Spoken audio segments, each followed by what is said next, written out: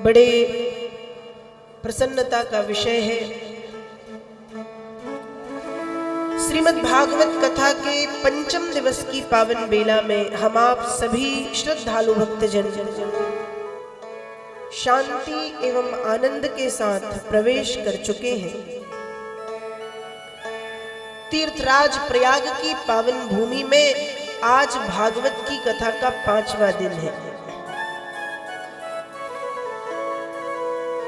और हम सब भाग्यवान हैं कि जो कथा देवताओं को भी दुर्लभ है, जिस कथा को सुनने के लिए श्रीमद् भागवतीम वार्ता सुराणामपि दुर्लभः, जिस कथा को सुनने के लिए देवता भी तरसते हैं, देवता भी लालायित रहते हैं, ऐसी परम मंगलमयी दिव्य कथा हम माघ मास की पावन बेला में तीर्थराज प्रयाग की पावन भूमि में महाकुंभ के पावन अवसर पर अनेक अनेक संत महात्माओं के चरणों की छत्र छाया में बैठ करके श्रवण कर रहे हैं। कल आप सबने बड़े आनंद के साथ भगवान कृष्ण के जन्म की कथा को यहाँ पर सुना था और बड़े धूमधाम से कल यहाँ पर भगवान का जन्मोत्सव मनाया गया। बड़े प्यारे से आप सबने भगवान के जन्म की कथा सुनी। देखो, भागवत की जो कथा है उसमें 12 स्कंद है और भागवत का जो 10वां स्कंद है वो भागवत का प्राण है। जैसे हमारे शरीर में क्या महत्वपूर्ण है, जैसे हमारे शरीर में आत्मा महत्वपूर्ण है। यदि हमारे शरीर में से आत्मा को अलग कर दिया जाए तो हमारा शरीर कैसे हो जाता है? निर्जीव, मर जाता है। मतलब थोड़े देर पहले तक जिस शरीर की हम सुरक्षा, देखभाल, रक्षा कर रहे थे, जिस शरीर को हम संभाल के रख रहे थे, जब उसी शरीर से प्राण पखेरु उड़ते हैं तो हमको लगता है कि भैया 2-4 घंटे भी अब इसको रखना नहीं। क्यों? क्योंकि प्राणों के निकलते ही इस सुंदर देह में से दुर्गंध आने लगती है, सड़ने लगता है ये शरीर, गलने लगता है ये शरीर। तो जैसे शरीर में महत्वपूर्णता किसकी है? प्राण की, आत्मा की। जैसे शरीर में महत्वपूर्णता आत्मा की है, ठीक वैसे ही, ठीक उसी प्रकार से भागवत का जो 10वां स्कंद है ना, वो भागवत का प्राण है जो कल से शुरू हुआ है। कल से 10वें स्कंद की कथा हम सुन रहे हैं भगवान के जन्म से। जैसे शरीर से आत्मा निकलने पर शरीर मृत है, वैसे ही भागवत से यदि 10वें स्कंद को निकाला जाए तो भागवत अधूरी है। भागवत कैसी है? अधूरी है, अपूर्ण है। हमारे विद्वान तो ये तक कहते हैं कि भागवत के 10वें स्कंद मात्र का यदि पाठ बिल्कुल विधिवत तरीके से कर दिया जाए, सिर्फ 10वां स्कंद, तो संपूर्ण भागवत की कथा का फल मिलता है। और 10वें स्कंद को छोड़ दिया जाए तो फिर भागवत अधूरी है। तो ऐसे 10वें स्कंद में कल से हम सब ने प्रवेश किया है। 10वें स्कंद की कथा कल से भगवान के जन्म के साथ यहाँ पर प्रारंभ हुई है और आज कथा का 5वां दिन है।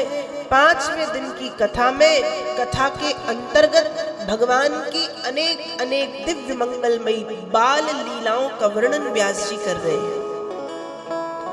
भगवान की सुमधुर, मन को मोह लेने वाली, मन का हरण करने लेने वाली सुंदर सुंदर जो लीलाएं हैं, उन लीलाओं का वर्णन है भागवत के 10वें स्कंद में। बड़ी सुंदर लीलाएं। देखो, कल आपने सुना कि भगवान का जन्म हुआ। कहाँ हुआ? मथुरा में, कंस के कारागार में। कहाँ हुआ? देवकी मैया के यहाँ। अब भगवान जन्म लेते हैं और भगवान जन्म लेते ही क्या कह रहे हैं कि हमको छोड़ के आओ गोकुल। कहाँ जाना है? गोकुल। जिस माँ ने 9 माह तक कष्ट उठा के कंस के द्वारा दी गई प्रताड़नाओं को झेला, सब कुछ सहन किया, उस माँ के पास शायद भगवान 10-15 मिनट भी ठीक से नहीं रुके। मतलब आके अपनी माँ का दूध भी भगवान ने नहीं पिया। भगवान कह रहे मुझे गोकुल जाना है। अब भगवान कौन है? भगवान तो मायापति है। जब भगवान ने अपनी माया चलाई थी कि सब सो गए थे, तो थोड़ी देर और माया चलाते, कम से कम अपनी माँ का दूध पीते, देवकी को मातृत्व का सुख तो देते। मातृत्व का सुख तो देते ना। एक माँ के लिए ये बहुत बड़ी बात होती है कि उसकी संतान का जब जन्म हो और वो छाती से चिपका के जब अपनी संतान को दूध पिलाती है, तो वो दूध नहीं पिलाती, अपने रक्त से उसका सिंचन करती है। एक माँ के लिए बहुत बड़ी बात है। लेकिन अब भगवान जब मायापति है, तो मायापति की माया यहाँ पर काम क्यों नहीं की? जब इतनी देर माया चलाई कि सब सो गए, हथकड़ियां खुल गई, बेड़ियां खुल गई, जेल खाना दरवाजा खुल गया, उसके बाद कह रहे मुझको गोकुल जाना, अब भी जाना, रुकना नहीं है। क्यों? बड़ी प्यारी कथा आती है। यशोदा जी पूर्व जन्म में धरा नाम की देवी थी और नंद जी द्रोण नाम के राजा थे। ध्यान से सुनना, द्रोण और धरा नाम के राजा और रानी। और इन्होंने भगवान का खूब तप किया। इन्होंने राज्य पाट छोड़ के एक झोपड़ी में आकर के ये निवास करने लगे और कम से कम चीजों में जीवन यापन, भिक्षा मांगते, जो मिल जाता उसी को पा लेते और भजन करते। ये इतने बड़े तपस्वी हो गए कि इनकी तपस्या की जो बातें हैं वो स्वर्ग में होने लगी, भगवान के कानों तक पहुंची। देखो, भगवान तब तक किसी की बात नहीं सुनते जब तक भगवान खुद परीक्षा ना ले ले। जब तक भगवान खुद परीक्षा ना ले ले। भगवान आए परीक्षा लेने, अकेले नहीं, अपने साथ माया के 2 बूढ़े माता पिता बनाए और 2 बूढ़े माता पिता को लेकर के भगवान परीक्षा लेने के लिए आए। द्रोण नाम के जो राजा है, मतलब जो उनके पति देव है, वो घर पे है नहीं, धरा अकेली है। भगवान आए, भिक्षाम दे। धरा ने जैसे ही देखा अतिथि आए हैं, तुरंत भाग करके आई, आइए प्रभु, आइए भगवान, आइए भगवान। देखो, हमारे शास्त्र कहते हैं कि हमारी ये जो भारत भूमि है ना, ये अतिथि देवो भव की परंपरा को साथ में लेकर के चलती। मतलब हमारे घर में आया हुआ अतिथि हमारे लिए हमारा देवता है। ये हमारे भारत की परंपरा रही है। इसलिए कहते हैं जब अतिथि आए तो इन 3 बातों का विशेष रूप से ध्यान रखो कि सबसे पहले उनको बैठने का आसन दो, बिठा लो। अब जब बैठ जाए तो पानी दो। भोजन के समय पर आए हैं तो भोजन कराओ। भोजन के समय पर आए हैं तो पूछ तो लो, खाए ना खाए वो उनकी स्वेच्छा, पर पूछो, भोजन कराओ। और जब ये सब हो जाए तो इतना भी कहा गया कि यदि आप आसन नहीं दे सकते, पानी नहीं पिला सकते या फिर भोजन नहीं करा सकते, तो कम से कम क्या करें? कम से कम आप अपने अतिथि को देख करके मुस्कुरा दें। क्या कर दें? मुस्कुरा दें। कहते हैं ना कि जो सुंदर है और यदि ऐसा सुंदर व्यक्ति 2-4 बार मुस्कुरा दे तो उसकी सुंदरता पर 4 चांद लग जाते हैं। कहते हैं ना? कहते या नहीं कहते? हंसता हुआ चेहरा बड़ा प्यारा लगता है, आकर्षित होता है। हंसते हुए चेहरे को लोग पसंद करते हैं, रोनी सूरत को पसंद नहीं करते। तो यदि अतिथि आए तो मुस्कुरा दो।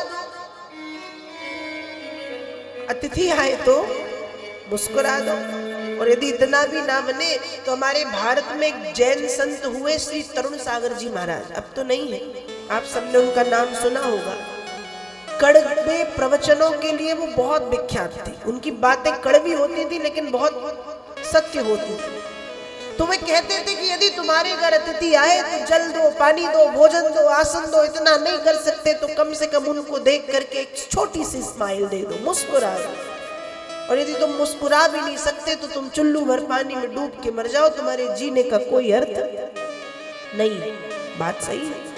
कोई आया है आपके घर और गंदा सा शकल लेके आप खड़े हो गए तो भले आपके भाव भीतर से अच्छे, पर इस चेहरे पे हंसी नहीं है तो सामने वाले को तो यही लगेगा ना कि इनको बुरा लग रहा है। उसको तो नहीं पता कि इनकी शक्ल ही ऐसी है। इसलिए जब कोई आए तो क्या करना है? मुस्कुराना है। तो धरा ने अतिथि जान के खूब सत्कार किया, आसन पर बिठाया। यहाँ भगवान बोले, माँ मैं अपने माता पिता को लेकर के यात्रा कर रहा हूँ और भूख लगी है, तो मैया कुछ भोजन प्रसादी की व्यवस्था हो सकती है? धरा बोली, बिल्कुल प्रभु, हो सकती है। अब धरा भीतर गई तो रसोई में कुछ नहीं। अब ये जोड़ के थोड़ी रखते थे, इनका तो रोज का पाना, रोज का समाप्त। रसोई में कुछ नहीं। धरा खड़ी हुई, भगवान कुछ समय, बस 5-10 मिनट, मेरे पति आते होंगे। थोड़ी देर तो भगवान ने इंतजार किया, लेकिन भगवान परीक्षा लेने आए थे। भगवान कहते, मैया आज पवा पाओगी भोजन या नहीं? यदि पवा पाओ तो ठीक, नहीं तो मैं चला। तुम जैसे कई है मुझे खिलाने वाले, पर यहाँ इंतजार करते करते पता चला मेरे माता पिता मर जाए, मेरे माता पिता मर जाए, इसलिए मैं नहीं रुक सकता। धरा ने हाथ जोड़े, प्रभु थोड़ा सा इंतजार। भगवान ने कहा बिल्कुल नहीं। धरा भाग करके गई। पास में एक महाजन की दुकान थी, किराने वाले की, जहाँ पे ये आटा गुड़ इत्यादि मिलता है। महाजन से कहा मुझे सामग्री चाहिए, थोड़ा सा आटा दे दो, गुड़ दे दो, घी दे दो। महाजन ने कहा सब मिल जाएगा, पैसे दो। धरा बोली पैसे तो नहीं है। महाजन बोला तो मैंने धर्मशाला खोल रखी है, पैसे नहीं है, धर्मशाला है। धरा बोली मेरे पति रोज आते हैं, आप उनको जानते हैं? कहा मैं किसी के पति को नहीं जानता, यहाँ तो रोज पता नहीं कितने लोग आते हैं। मुझे मैं सामग्री तभी दूंगा जब पैसे मिलेंगे। लेकिन इसी बातचीत के दौरान उस महाजन की जो दृष्टि थी वो धरा की सुंदरता पर पड़ी है। किस पे पड़ी? सुंदरता पर। और जब धरा की सुंदरता पर पड़ी दृष्टि तो महाजन कहता है कि देवी तुम बहुत सुंदर हो। धरा को ये वचन देते हैं कि मैया जितना बड़ा त्याग आपने किया है, मैं वचन देता हूँ कि द्वापर में मेरा जन्म तो होगा मथुरा में देवकी के यहाँ, लेकिन दूध देवकी का नहीं पीऊंगा, दूध देवकी का नहीं पीऊंगा, दूध मैया यशोदा का पीऊंगा। और वही देवी धरा द्वापर में यशोदा जी बनकर के पधारी है, जिनको दिए गए वचन को पूर्ण करने के लिए देवकी के पास से भगवान भाग करके गोकुल में आए। और दूध किसका पिया है? यशोदा रानी का। तो भगवान जो भी करते हैं उसके पीछे कोई कारण है, और कारण इतना बड़ा, इतना त्याग कि जिस माँ ने जन्म दिया है उसकी चिंता नहीं है, उस माँ की चिंता है जिसने पूर्व जन्म में इतना बड़ा बलिदान किया है। इसलिए कहते हैं, है कितना गौरवशाली पद वसुधा में हिंदू नारी का, थक जाता 10 सहस्त्र गज बल पर अंत न मिलता सारी का। है कितना गौरवशाली पद वसुधा में हिंदू नारी का, आतिथ्य दान के आगे जिसने सौंदर्य रूप का त्याग किया। है कितना गौरवशाली पद वसुधा में हिंदू नारी। इसलिए इस देश की देवियों के गीत गाए जाते, इतना बड़ा त्याग मैया यशोदा का है। और इस त्याग को देखते हुए भगवान कहाँ गए? गोकुल। अब कल आपने सुना कि भगवान को कौन लेके आया? वसुदेव जी लिटा के वापस चले गए। यहाँ नंद बाबा की बहन का नाम है सुनंदा। सुबह सुबह सुनंदा की 4 बजे लगभग आंखें खुली। सुनंदा के मन में आया कि रात में यशोदा रानी को कष्ट था, पीड़ा थी, प्रसव पीड़ा। देखूं तो क्या हुआ। सुनंदा भाग करके जब मैया के कक्ष में गई तो सुनंदा देखती है कि मैया तो बेसुध पड़ी है, सो रही है। मैया के बाजू में छोटा सा नीलमणि श्याम सुंदर लाला लेटा हुआ है।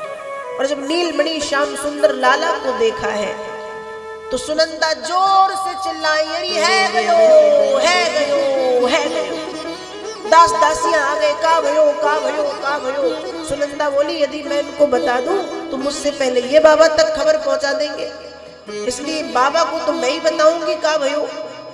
सुनंदा बोली, नहीं नहीं, अपना अपना काम करो। भाग करके नंद बाबा के पास गई, अरे बाबा बधाई हो, है गयो बाबा, है गयो बाबा, है गयो। बाबा बोले, का भयो। सुनंदा बोली, मैं नहीं बताऊंगी का भयो।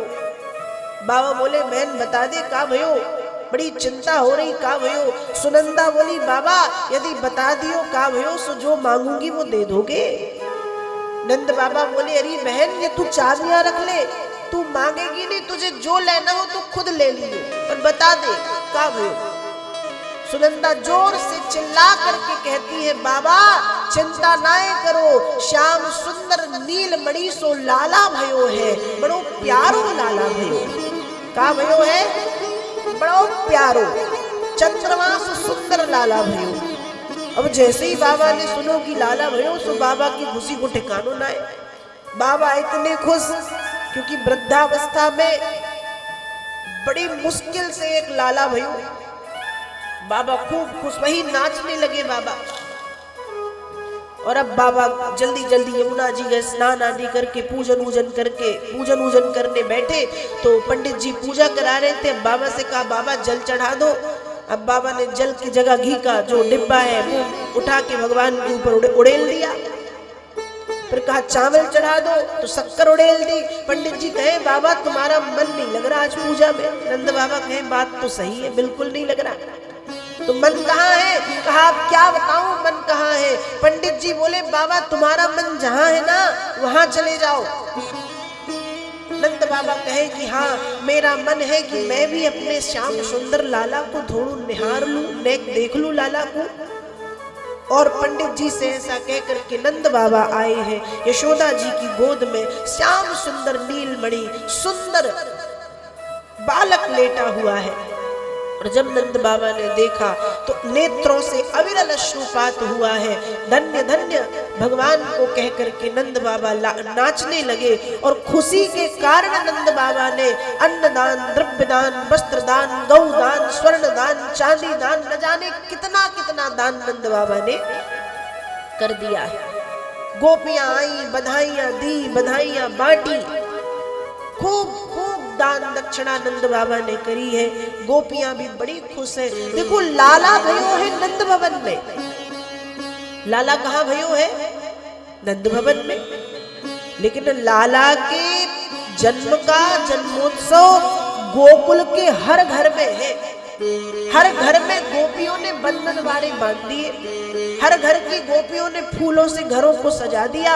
हर घर की गोपियों ने आंगन को गोबर से लीप करके रंगोलियां डाल दी है। हर गोपी प्रसन्न है, हर ग्वाला प्रसन्न है। क्यों? लाला भयो, सब खुश है। लाला भयो है, लाला भयो है, लाला सब प्रसन्न है। लाला भयो, खूब आनंद मनाया जा रहा है। हर गोपी, हर ग्वाल, क्योंकि लाला भयो नंद यशोदा के यहाँ गोपी ग्वाले को नाचने की क्या जरूरत। तो गोपी नाचे, ग्वाले नाचे, ग्वाल बाल नाचे, सब नाच रहे हैं। मानो हर गोपी के घर में एक लाला भयो है।